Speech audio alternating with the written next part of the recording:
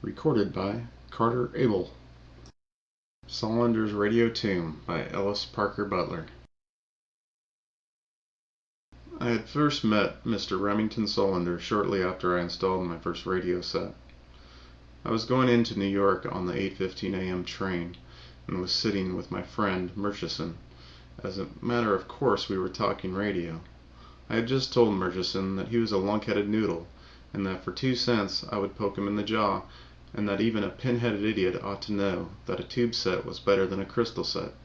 To this Murchison replied that had settled it. He had always known that I was a moron, and now he was sure of it.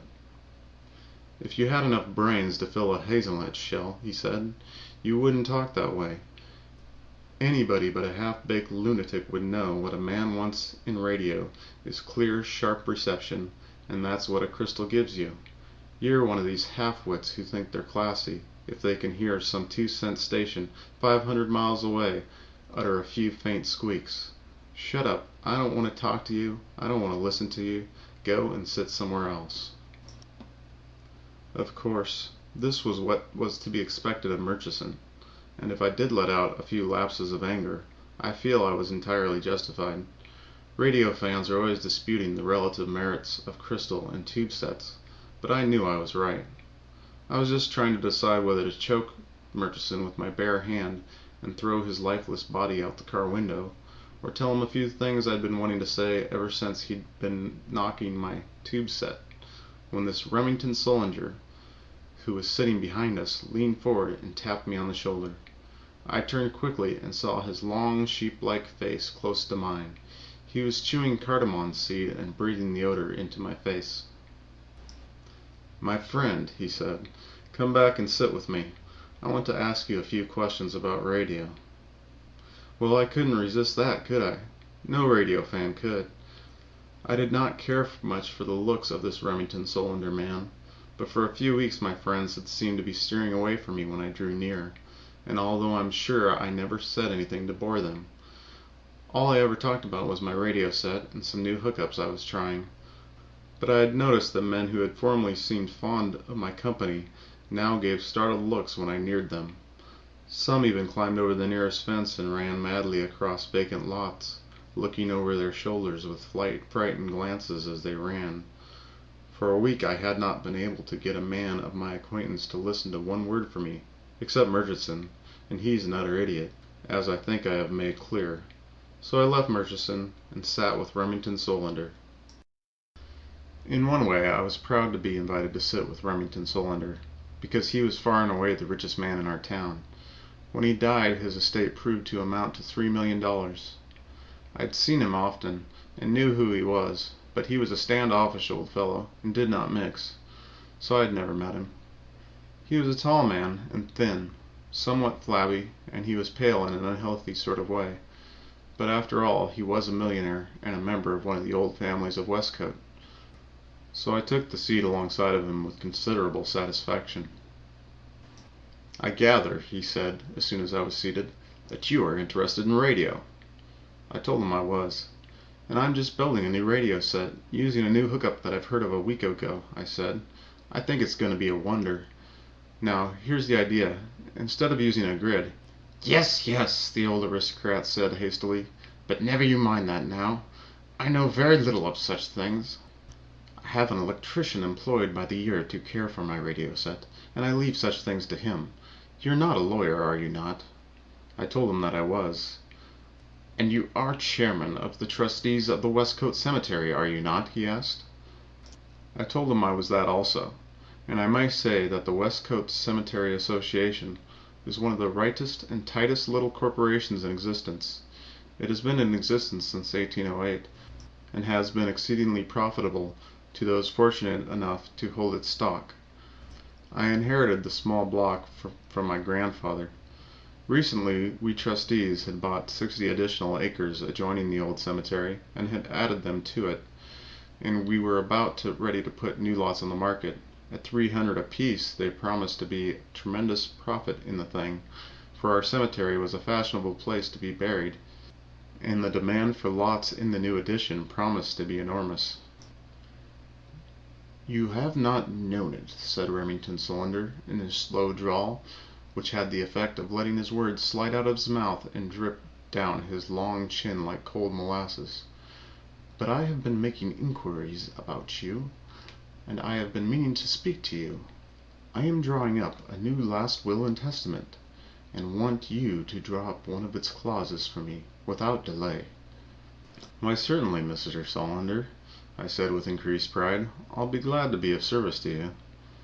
"I am choosing you for the work," Remington Solander said, "because you know and love radio as I do, and because you are a trustee of the Cemetery Association. Are you a religious man?"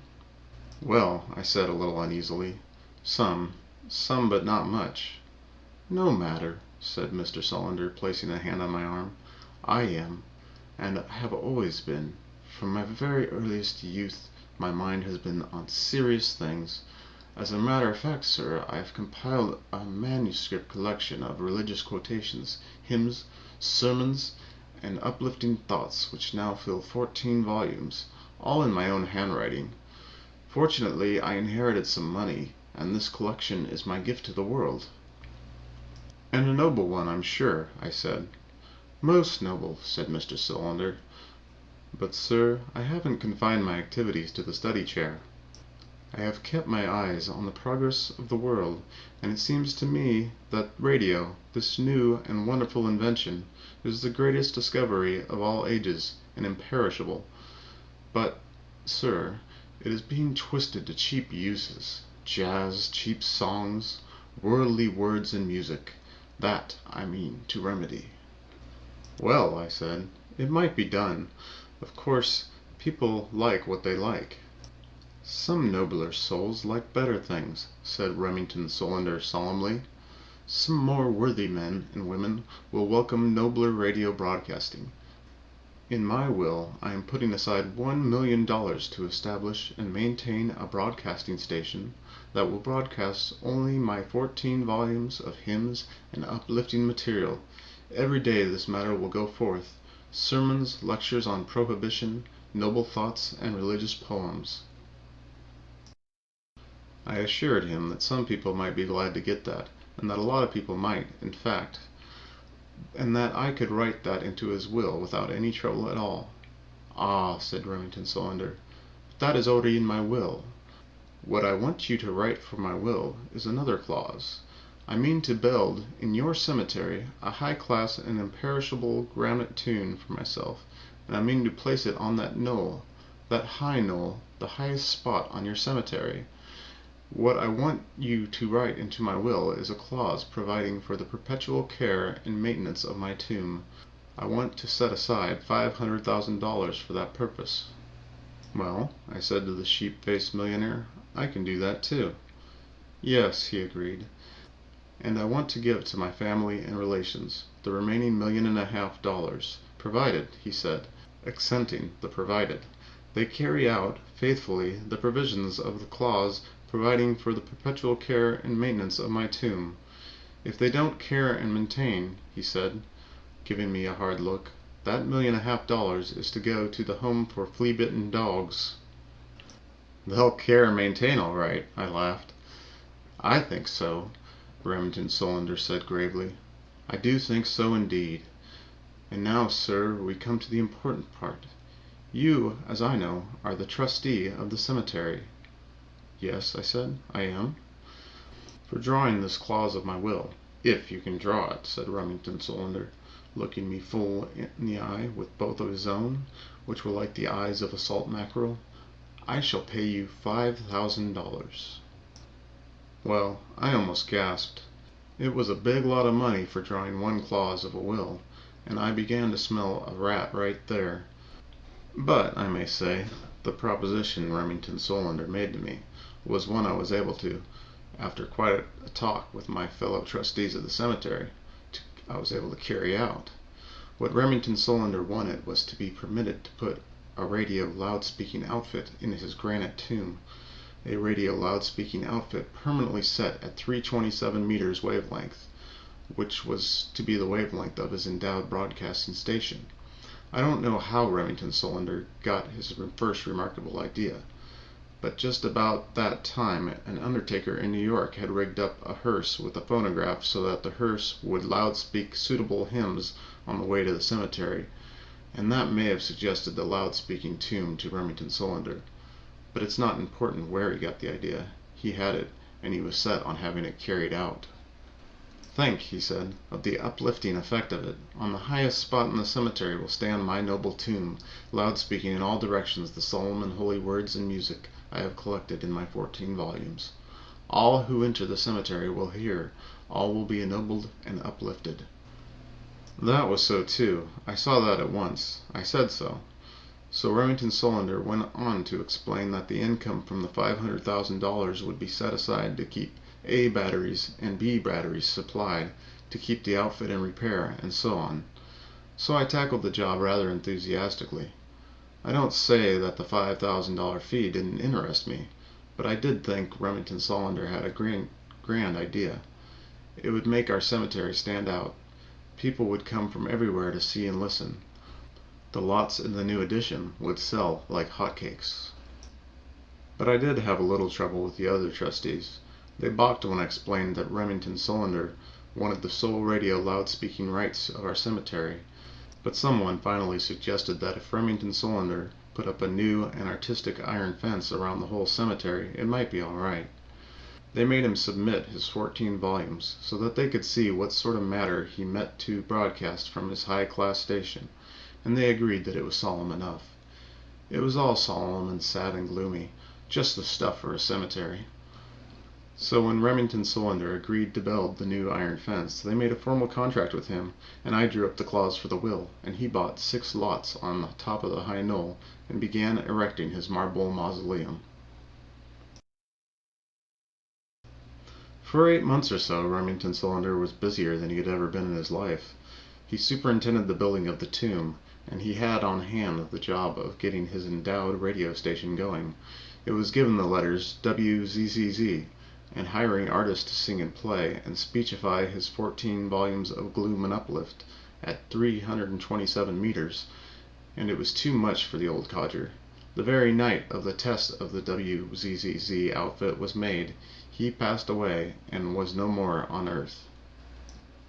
His funeral was one of the biggest we've ever had on Westcote. I should judge that 5,000 people attended his remains to the cemetery, for it had become widely known that the first WZZZ program would be received and loud spoken from Remington Solander's tomb that afternoon. The first selection of the program, his favorite hymn, beginning as the funeral cortege left the church, and the program continuing until dark.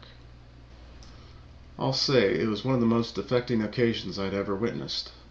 As the body was being carried into the tomb, the loudspeaker gave us a sermon by Reverend Peter L. Ruggis, full of sob stuff. Every one of the 5,000 present wept.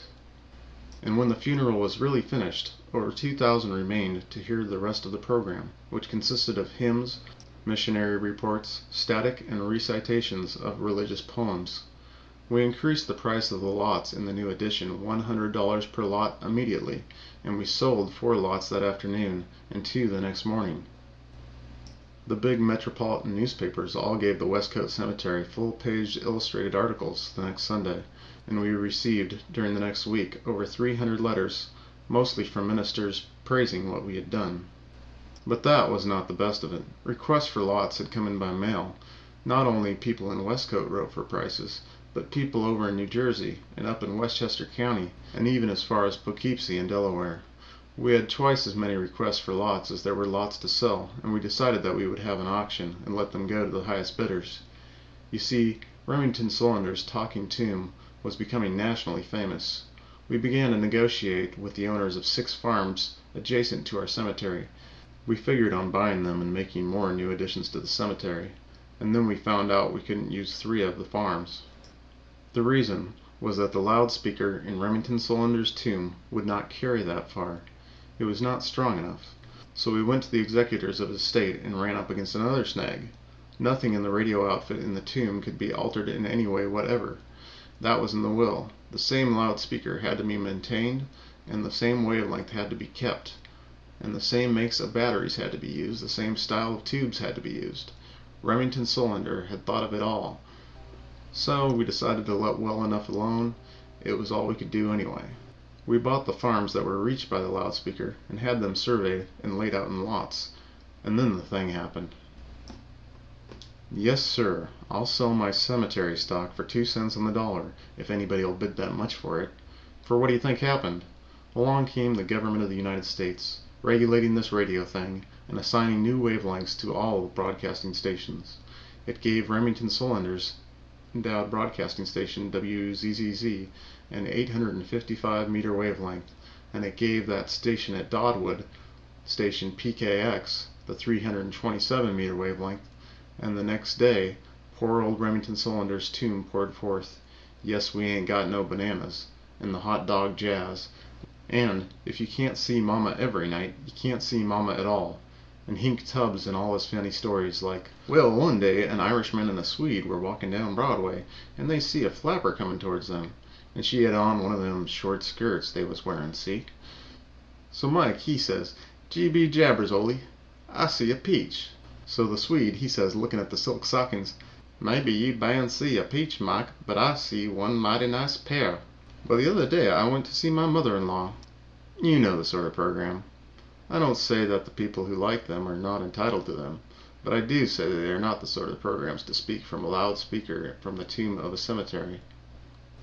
I expect old Remington Solander turned clear over in his tomb when those programs began to come through. I know our board of trustees went right up in the air, but there was not a thing we could do about it. The newspapers gave us double pages the next Sunday. Remington Solander's Jazz Tomb and Westcote's Two-Step Cemetery, and within a week the inmates of our cemetery began to move out. Friends of people who had been buried over 100 years came and moved them to other cemeteries and took the headstones and monuments with them. And in a month our cemetery looked like one of those Great War battlefields, like a lot of shell holes.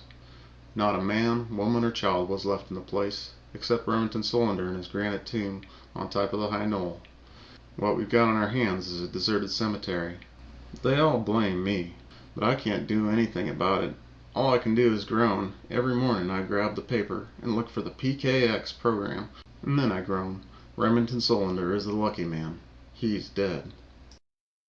End of Solander's Radio Tomb by Ellis Parker Butler. Read by Carter Abel.